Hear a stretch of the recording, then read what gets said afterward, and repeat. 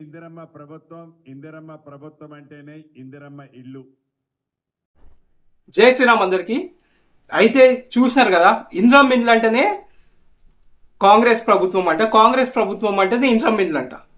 కానీ జరుగుతుంది ఏంది, ఇక్కడున్న చాలా మటుకు నిరుపేదలకు ఇల్లు దొరకలేవు. మ్యాక్సిమం ఏంటంటే పైసలు ఉన్నోళ్లకు, ఇంకా కాంగ్రెస్ ఎవరైతే ఉన్నారో కాంగ్రెస్ లోపల చిన్న చిన్న లీడర్లు ఇంకా కార్యకర్తలు, వీళ్ళకి తప్పించి అసలైన వాళ్ళకి దొరుకుతలేవు. నిన్ననే మెదక్ జిల్లా లోపల ఇందిరమ్మ ఇల్లు మంజూరైందని కాంగ్రెస్ నాయకులు చెప్పిన తర్వాత ఆయన అప్పు వేసుకొని బేస్మెంట్ వేసుకున్న తర్వాత లిస్ట్ లోపల నీ పేరు లేదనే వరకు మనస్తాపం చెంది మరి ఆయన సూసైడ్ చేసుకుంటు.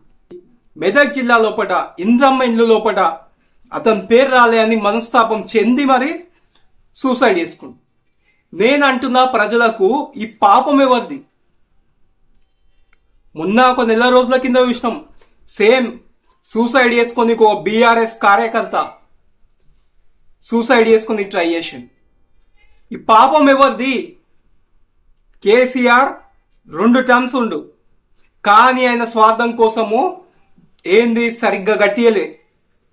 అంటే అవి ఎట్లా అంటే ఒకటి తంతె కూలిపోయేటట్టు, పెచ్చులు రాలిపోయేటి ఇవి కట్టించిండు. తర్వాత మళ్ళీ కట్టించి మంచిగా కట్టించి ఎవరైతే వాళ్ళతో టచ్లు ఉన్నారో, ఎవరైతే వాళ్ళకు కొంచెం చేదడిపినారో వాళ్ళకి ఇచ్చినారు. సెకండ్ టైం కూడా అట్లా చేసిండు. థర్డ్ టైం ఏం చేసిండు, ఇట్లా నడవదని ఆన్లైన్లో వేసి కొంతమందికి ఇచ్చినారు. కానీ అక్కడ కూడా మౌలిక సదుపాయాలు అనేటివి లేవు.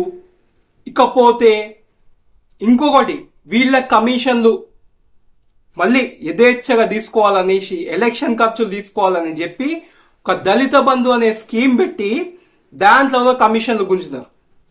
ఇకపోతే ఇప్పుడున్న ప్రభుత్వం చాలా మటుకు చూస్తున్నాం, 50,000 నుంచి ₹1,00,000 ఇచ్చిన వాళ్ళకే చాలా మటుకు ఇల్లు వస్తున్నాయి.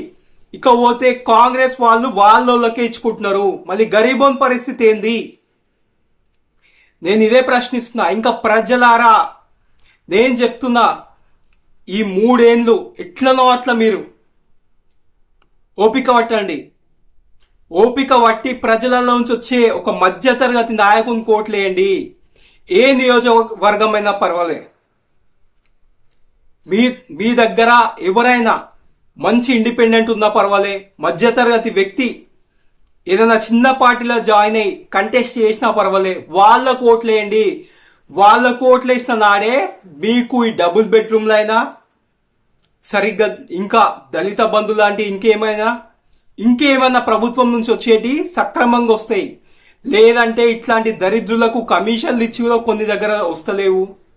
ఇంకా కొన్ని దగ్గర అర్హులను వదిలేసి పైసలు ఉన్న వాళ్ళకే వెళ్తున్నారు.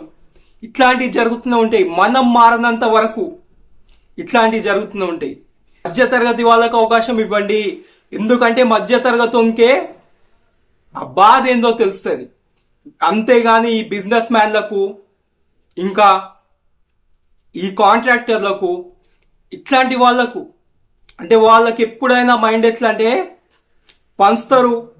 ఎలక్షన్స్ వచ్చినప్పుడు ఓట్లకు పైసలు వంచుతారు. 5 ఏళ్ళు రూపాయి వంచితే ₹100 గుంచుతారు. దయచేసి ఇప్పటికైనా మారండి. జై శ్రీరామ్. భారత్ మాతాకి జై.